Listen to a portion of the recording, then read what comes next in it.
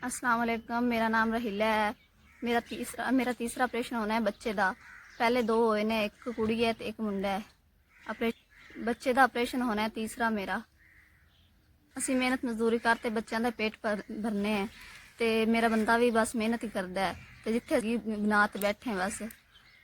दोनों ऑपरेशन है बच्चे का तो साढ़े को इन्ने पैसे नहीं है कि असी ऑपरेशन करा लईए।